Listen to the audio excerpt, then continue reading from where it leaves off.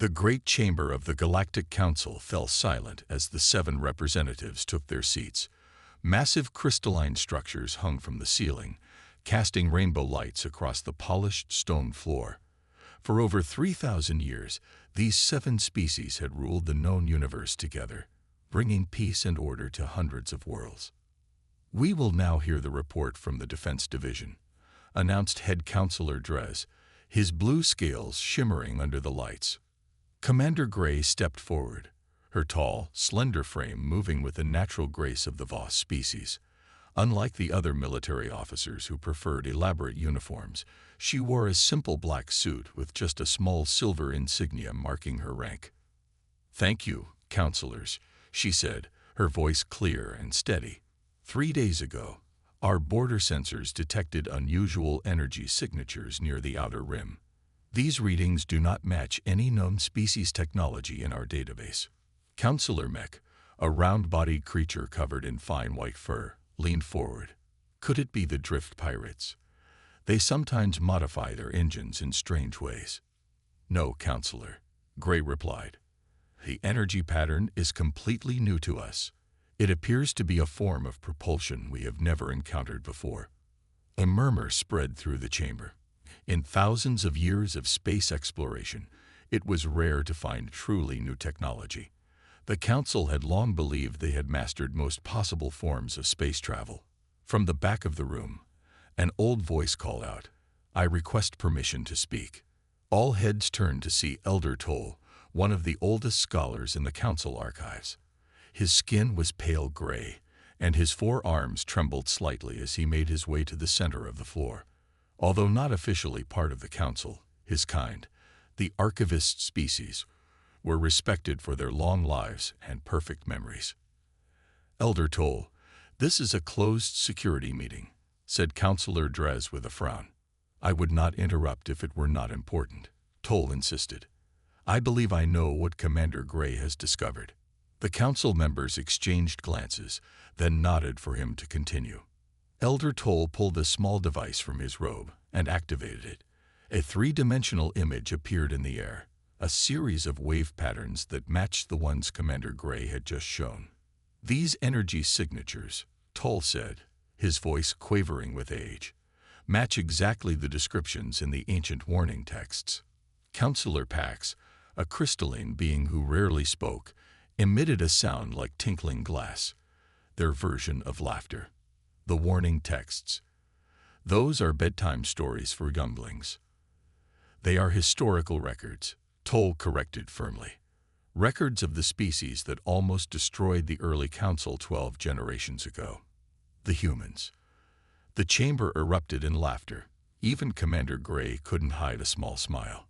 "Humans aren't real," said Counselor Mech kindly, as if explaining something to a child. "They're myths created to teach young ones about the dangers of violence and unchecked aggression." Elder Toll shook his head stubbornly. "The stories say humans were small creatures from a distant planet called Earth. They looked harmless but possessed minds that constantly created new weapons. They waged war even among themselves, and when they reached the stars, they fought with any species they encountered. And they could eat anything and breathe fire, and lived inside volcanoes," added Counselor Drez mockingly. "Elder Toll, with all respect for your knowledge, these are clearly fictional beings created as cautionary tales." Toll pointed a trembling finger at the energy patterns, then explained this. "The warning texts describe exactly these signatures as the mark of human ships." Commander Gray stepped forward again. "While I respect Elder Toll's knowledge, we cannot base military decisions on ancient myths. I recommend sending a scout ship to investigate these signatures properly." "Agreed," said Drez, ending the debate. "Send your best scout team, Commander, but there's no need to raise alarms over old stories." As the meeting adjourned, Elder Toll approached Commander Gray privately. "You think I'm a fool," he said quietly. Gray hesitated, then replied honestly, "I think you've spent too many years reading old texts, Elder. There's no evidence humans ever existed. The oldest members of my species have passed down memories of the human war, Toll insisted.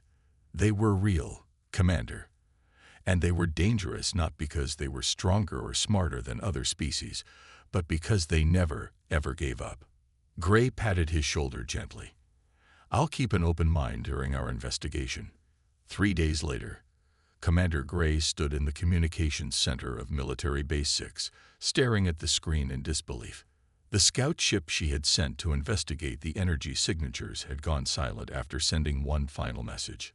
Something is coming through the darkness. Massive ships, thousands of them. Then, reports began flooding in from the outer colonies.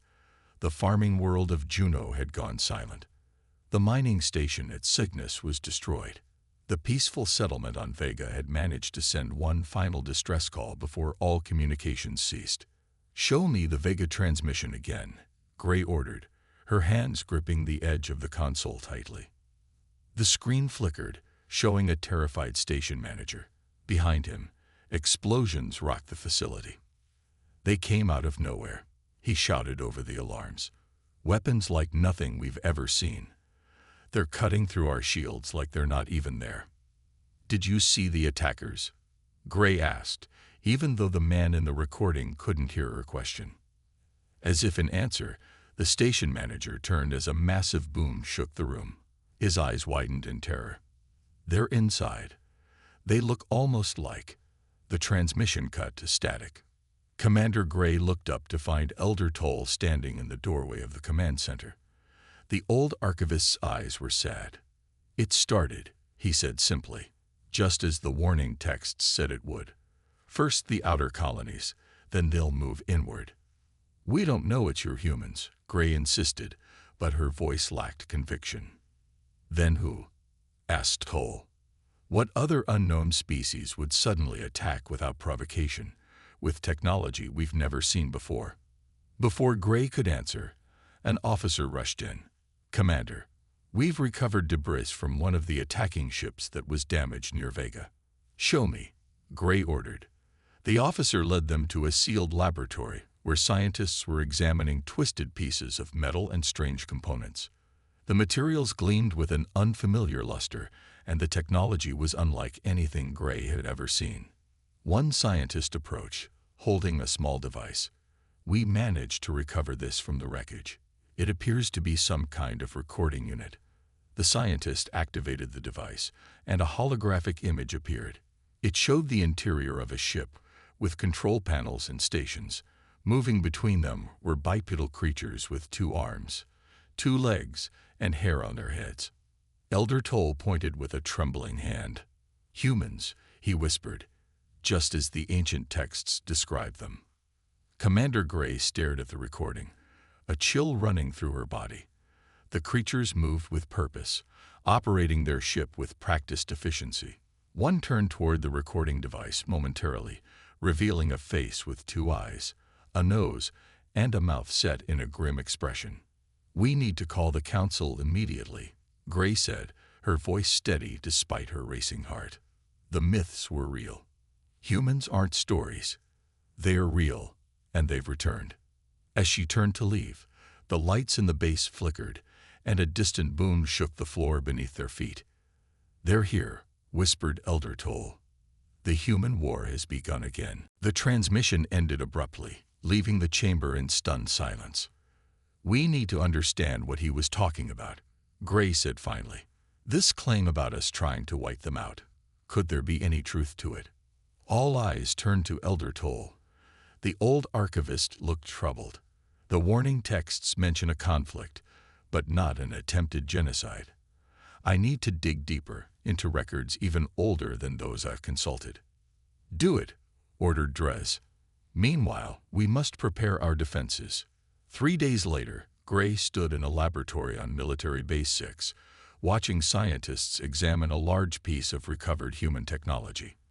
It appeared to be some kind of weapon, sleek, black, and somehow menacing even though it was damaged and inactive.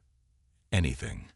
she asked the lead scientist, an Arvin named Dr. Kell, whose species was known for their technical brilliance. Dr. Kell's 4 hands moved rapidly over the device, his compound eyes blinking in patterns that indicated deep concentration.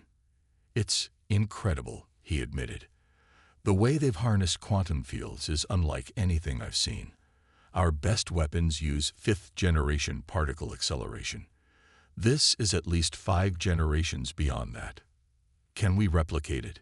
Gray asked. Dr. Kell's eye blinks showed amusement. Not without 100 years of research, maybe more. Gray's communication device beeped. It was Elder Toll. I found something, the old archivist said, his voice tight with tension. You need to come to the Deep Archives immediately. The Deep Archives were located beneath the council building, in chambers rarely visited. The air was stale, and the lighting dim to protect the ancient physical records stored there. Elder Toll sat surrounded by old text scrolls and data crystals, so ancient they required special readers. His face looked ashen. What have you found? Gray asked, sitting across from him. The truth, Toll whispered. And it's worse than I feared. He pushed forward an ancient scroll, its material unlike any Gray had seen before. This is a record from the Keltar, one of the original council species, Toll explained. They were the dominant power about 12 generations ago. The Keltar? They'd been extinct for centuries, Gray said. Yes, and now I know why. Toll's hands trembled as he pointed to the scroll. According to this record, the Keltar encountered humans 900 years ago. The humans were just beginning to explore beyond their solar system, with primitive but quickly advancing technology. What happened? Gray asked, though something in her gut told her she already knew. The Keltar deemed humans dangerous, not because of their current capabilities, but because of their potential. They developed rapidly, faster than any species the Keltar had encountered. And they were, Toll searched for the word, adaptable, unpredictable. The Keltar military leaders became convinced that humans would eventually threaten their dominance. So, Gray prompted when Toll fell silent. So the Keltar decided on a preemptive strike.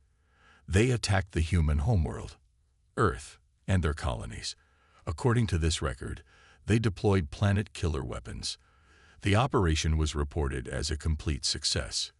Gray felt cold, but clearly it wasn't. The humans survived somehow. Elder Toll nodded slowly. And they never forgot.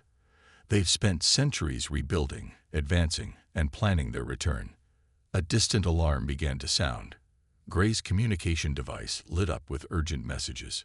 What is it? Toll asked. Gray looked up, her face grim. A massive human fleet has just appeared in the Centauri system. They've completely overwhelmed our defenses there. Centauri. Toll's eyes widened. That's only 2 jumps from the Council homeworlds. Yes, Gray said, rising to her feet.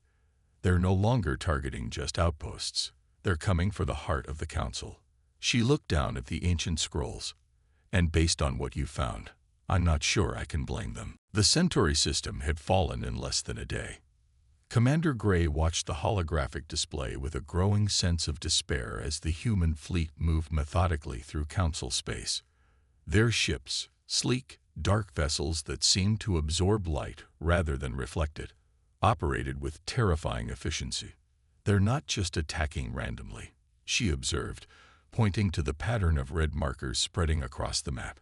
They're targeting specific systems. Councillor Drez nodded grimly. Military bases, shipyards, communication hubs. They know exactly where to hit us. The council chamber, once a place of calm deliberation, had been transformed into a war room. Displays showed real-time battle data, and officers rushed in and out with updates. The other 6 councillors attended via secure hologram, their images flickering occasionally as human attacks disrupted communication networks. How do they know our defenses so well? Asked Councillor Mech, his white fur now streaked with gray from stress. It's as if they've been studying us for years. Perhaps they have been, said Elder Toll. The old archivist had barely slept since discovering the Keltar records.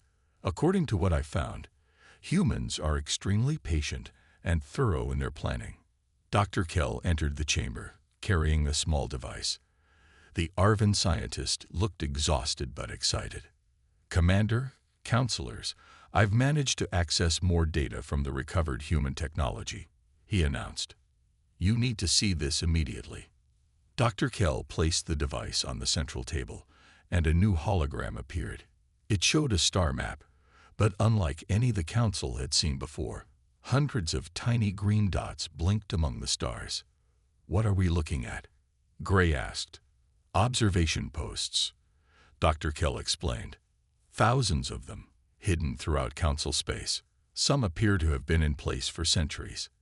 They've been watching us, recording our communications, studying our technology, mapping our defenses." A stunned silence fell over the room. "All this time," Drez whispered, "they were there all along, hiding in the shadows, planning their revenge." "There's more," Dr. Kell continued, his four hands moving rapidly over the device. The hologram changed to show what appeared to be a massive structure hidden inside an asteroid field.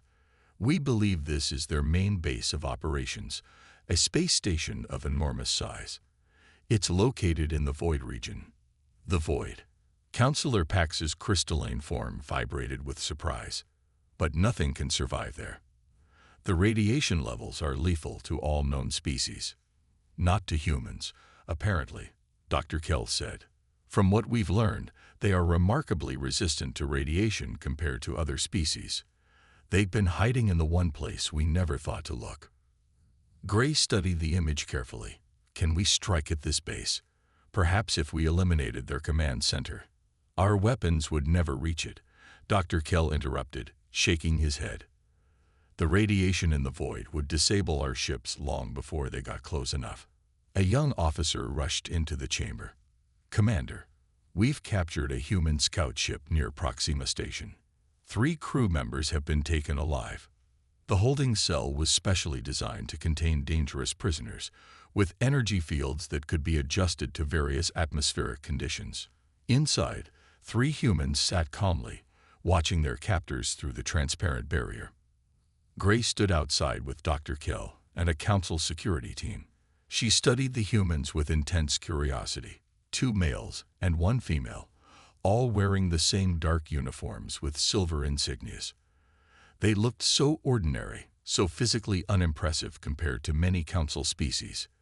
Yet these creatures had brought the mighty Galactic Council to its knees in less than a week. "Have they said anything?" Gray asked the security chief. "Nothing, Commander. They haven't even asked for food or water." Gray approached the cell. "I am Commander Gray of the Galactic Defense Force. Why has your species attacked us?" The female human stood and approached the barrier. She was shorter than Gray, with pale skin and hair the color of fire. "I am Lieutenant Wren," she said, her voice steady. "We haven't attacked you. We've reclaimed what was ours." "You've destroyed peaceful colonies," Gray countered. "Killed innocent people who knew nothing of any conflict between our species." "Just as the Keltar did to us," Wren replied, her eyes cold. "They didn't distinguish between military targets and civilian ones when they burned our homeworld." Dr. Kell stepped forward. "The records indicate that attack was 900 years ago. How could your species remember, let alone survive such destruction?" Lieutenant Wren smiled slightly. "Doctor, your council believed humans were myths for a reason. We're very good at surviving against impossible odds. It's what we do best. The Keltar records claim they rendered Earth uninhabitable," Elder Toll said, entering the holding area slowly with his walking stick. Yet humans clearly survived. The 3 humans exchanged glances, seeming to communicate silently.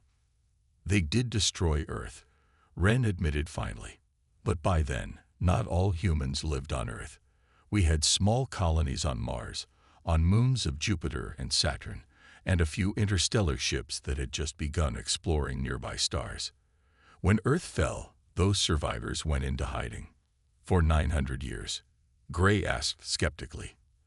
"At first, we just tried to survive," Wren explained. "We built hidden bases in asteroids, in radiation belts where your sensors couldn't detect us. We salvaged what technology we could and developed new tech in secret. We watched and learned.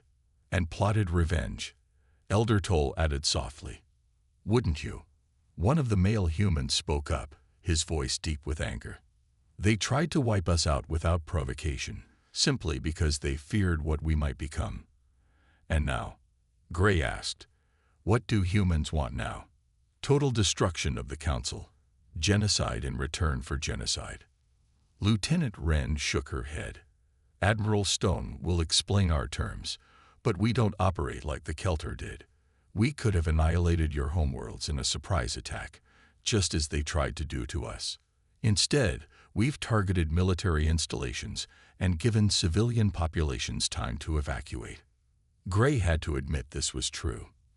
Despite the humans' overwhelming military advantage, civilian casualties have been relatively low. How did you advance your technology so quickly? Dr. Kell couldn't contain his scientific curiosity. Your weapons and ships are centuries beyond what we can produce. Lieutenant Wren actually smiled. Necessity and isolation. When you're fighting for your species' survival with limited resources, you learn to innovate or die. And we've had centuries to focus solely on preparing for this moment. And to study us, Gray added. Wren nodded. Every transmission you've sent, every new technology you've developed, every defense system you've built, we've watched and learned from all of it. The holding cell suddenly dimmed as the station's power fluctuated. Alarms began to sound. Gray's communication device activated. Commander, a human fleet has entered the system. They're demanding we surrender the prisoners. Gray looked at Lieutenant Wren, who didn't seem surprised. They tracked you here, Gray realized. Of course, Wren replied calmly. No human is ever truly alone. Admiral Stone doesn't leave his people behind. The station shuddered as something impacted its shields. That was a warning shot, Wren said. The next one will cut through your shields like they're not even there. I suggest you release us now. Gray looked at Elder Toll, whose ancient eyes held a deep sadness. The cycle of revenge continues, the old archivist said quietly, just as it has since the beginning of time. It doesn't have to, Lieutenant Wren said, surprising them. Admiral Stone doesn't want to destroy you. He wants justice, acknowledgement of what was done to us, and a new beginning. Another impact rocked the station, harder this time. Warning lights flashed throughout the holding area. Gray made her decision.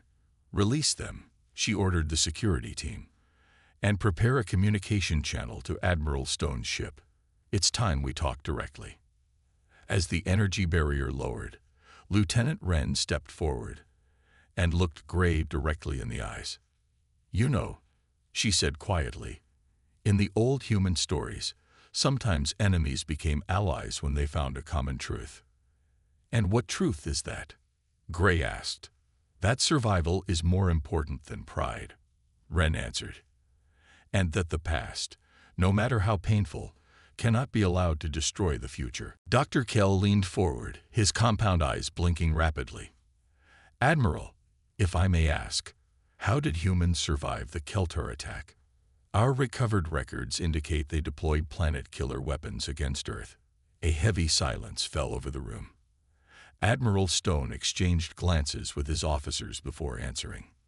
They did destroy Earth, he said finally, his voice tight with old pain.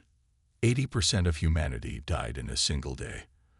But we had small outposts throughout our solar system, research stations on Mars, mining operations in the asteroid belt, a few early colonies on the moons of Jupiter and Saturn. There were also 7 deep space vessels that had just begun exploring nearby stars. Stone walked to a control panel and activated a holographic display. An image appeared of a small blue-green planet, Earth as it once was.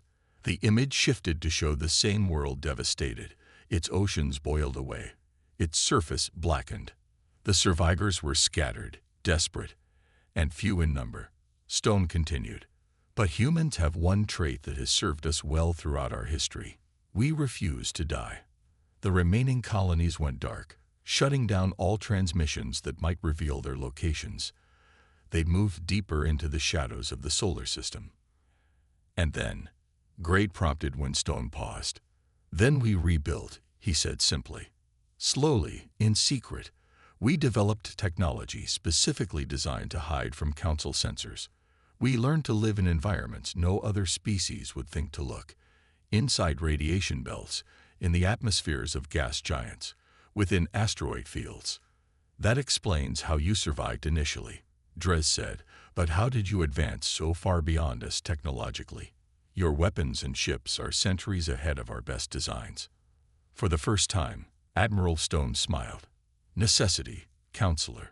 When your entire species faces extinction, it focuses the mind wonderfully.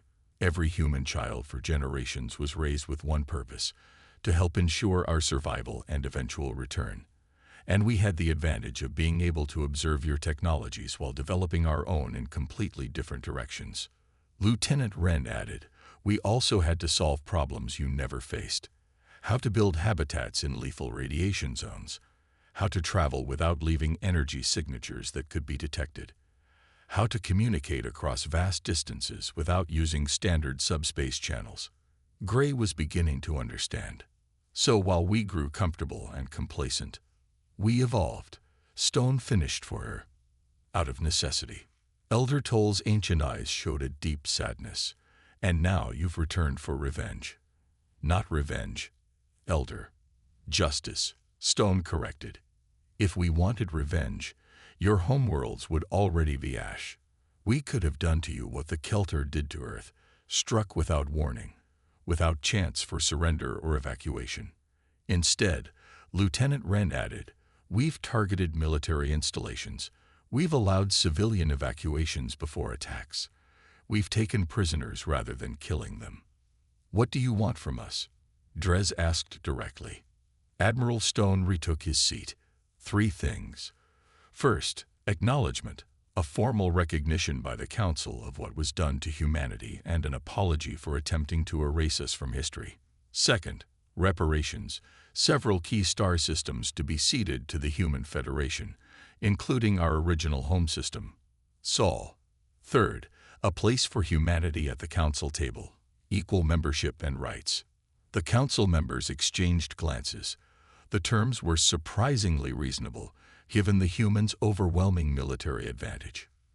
These terms seem acceptable, Dres said carefully, but I must confer with the full Council before. He was interrupted as a human officer rushed into the room and whispered urgently to Admiral Stone. The Admiral's face darkened with anger. It seems, Stone said coldly, that while we've been talking peace here, a faction of your Council has launched an attack against our main base in the Void region. Gray was shocked. That's impossible. The Council voted unanimously for this peace mission. Apparently not everyone agreed with that vote. Stone replied, standing abruptly. Your ships are currently attempting to deploy some kind of new weapon against our civilian population. Elder Toll closed his eyes in despair. Councilor Pax. It must be their faction. They've always advocated for a stronger military response. We need to stop them, Gray said urgently, rising to her feet. Admiral, please. This wasn't authorized. Let us contact them.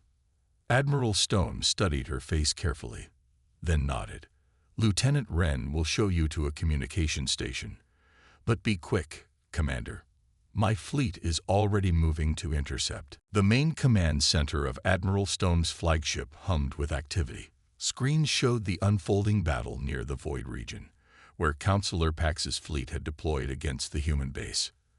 Commander Gray watched in horror as the Council ships fired their new experimental weapon, a destabilizing wave designed to collapse the protective shields around the human settlement.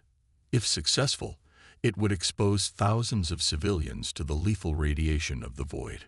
This is madness, she whispered. Beside her, Councilor Dres's scales had paled to a sickly gray. Elder Toll simply looked sad, as if he had expected this all along. Councilor Pax, Dres spoke urgently into the communication system. This is Councilor Dres. You must stand down immediately. We are in peace negotiations with the humans. The crystalline face of Councilor Pax appeared on the main screen. Peace.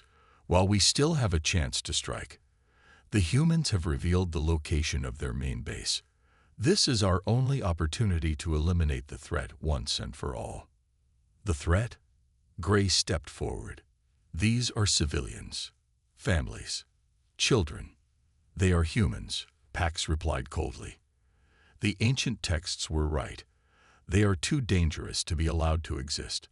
The Keltar understood this. Admiral Stone stood silently, watching the exchange. His face showed no emotion, but Lieutenant Wren beside him clenched her fists in barely contained fury.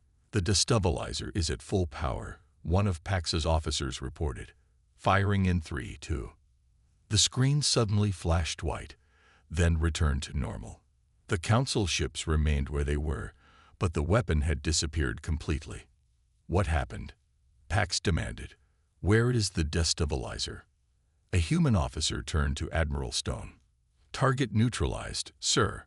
Precision jump point removal successful. No damage to Council vessels. Gray stared in amazement. The humans had somehow removed just the weapon from space without harming the ships that carry it.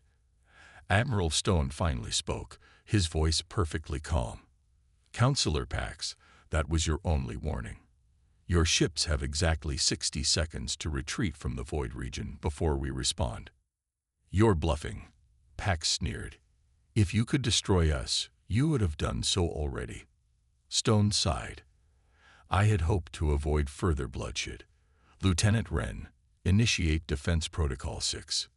Yes, Admiral, Wren replied, tapping commands into a nearby console. For a moment, nothing seemed to happen. Then, one by one, the engines on all of Pax's ships went dark. The vessels hung dead in space, all power systems offline. What have you done? Pax's voice was now tinged with fear. We've temporarily disabled your ships, Stone explained. A targeted electromagnetic pulse that affects only Council technology. Your life support systems will continue to function, but nothing else will work for the next 24 hours. By then, this conflict will be resolved one way or another. He turned to Drez. Now, Counselor, shall we continue our negotiations, or would you prefer to follow Pax's example? Peace, Drez said firmly. The full Council will accept your terms. Admiral Stone, I give you my word. 3 weeks later, Commander Gray stood in the newly renovated Council chamber. The traditional 7 seats had been expanded to 8, with a new position added for the Human Federation. The room was packed with representatives from across the galaxy, all gathered to witness this historic moment. After centuries of believing humans were merely legends, the galaxy was about to welcome them officially into the Galactic Council. It's impressive how quickly they've integrated, Dr. Kell commented, standing beside Gray. The Arvan scientist had spent the past weeks working closely with human researchers, exchanging knowledge. Humans adapt quickly, Gray replied. It seems to be their defining trait. The great doors opened, and Admiral Stone entered, now wearing a formal diplomatic uniform instead of his military attire. Behind him came a delegation of humans representing various aspects of their society. Scientists, artists, engineers, and civilian leaders. Elder Toll approached them, leaning heavily on his walking stick. The old archivist looked tired but pleased. I've completed the new historical records, he told Gray quietly. The full truth of what happened between the Keltar and humanity, along with the events of the past month. No more myths or legends, just facts. Good, Gray nodded. Future generations should know the truth, no matter how uncomfortable. The chamber fell silent as head counselor Drez stood to speak. Counselor Pax was noticeably absent. After the failed attack, Pax's faction had been removed from power and placed under investigation. Today marks a new chapter in galactic history, Drez began. On behalf of the Galactic Council, I formally acknowledge the crimes committed against humanity by the Keltar species. We cannot undo the past, but we can ensure a better future. He turned to Admiral Stone. As agreed, the Sol system and 6 other contested star systems are hereby recognized as sovereign territory of the Human Federation. and today we welcome humanity as the 8th member of the Galactic Council. Applause filled the chamber as Admiral Stone took his place at the new council seat. His face remained serious, but his eyes showed satisfaction. "I speak for all humans when I say that this day has been long awaited," Stone addressed the assembly. "For centuries, we survived in the shadows, watching as the galaxy moved on without us, our very existence reduced to children's stories." He looked around the chamber slowly. "We could have chosen total war. Revenge would have been easy with our technological advantage. But humans have learned much in 900 years of exile. We understand now that cycles of violence solve nothing." Lieutenant Wren stepped forward, carrying a small container. She handed it to Admiral Stone, who opened it carefully. "As a gesture of our commitment to this new beginning," Stone continued, "the Human Federation offers to share certain technologies with the Council. Medical advances, shield improvements, and cleaner energy sources. Not weapons, not yet. Trust must be earned on both sides." Later, as the formal ceremonies concluded, Gray found herself walking with Lieutenant Wren through the gardens outside the council building. "What will you do now?" Gray asked. "Return to military service." Wren smiled, shaking her head. "No. I've accepted a position as a liaison officer here. Someone needs to help the Council understand humans, and vice versa. There's still much mistrust to overcome," Gray noted. "Of course," Wren agreed. 900 years of history can't be erased in 3 weeks. But it's a start." They paused at a viewpoint overlooking the capital city, where humans now walked freely among the other species. "Elder Toll found something interesting in his research," Gray said after a moment. "The Keltar attacked humanity not just out of fear of your potential, but because of something specific they discovered about Earth's history." "Oh," Wren raised an eyebrow. "Apparently, humans were the only known species to develop nuclear weapons and then choose not to destroy themselves with them. The Keltar found this concerning." "Concerning?" Wren laughed. "Why?" "Because it suggested a capacity for both great violence and great restraint.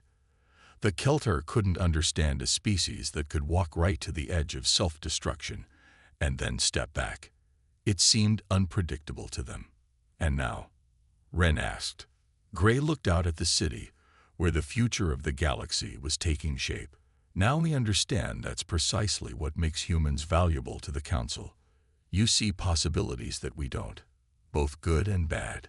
You imagine things that we would never think of, including weapons that crashed through the stars," Wren said quietly. "Yes," Gray admitted, "but also including peace when war would have been easier." As night fell, lights came on across the city. Among them were new lights, human establishments and homes, adding their glow to the galactic community that had once thought them nothing more than stories. "To think," Elder Toll had said earlier that day, "we feared humans for so long because the stories painted you as monsters. But the real monster was fear itself. Fear of the unknown. Fear of what is different." Now, looking at the blended lights of the city, Gray understood that the old archivist was right. The stories had been just that. Stories. The reality of humans was far more complex, far more interesting, and ultimately far more hopeful than any myth could capture.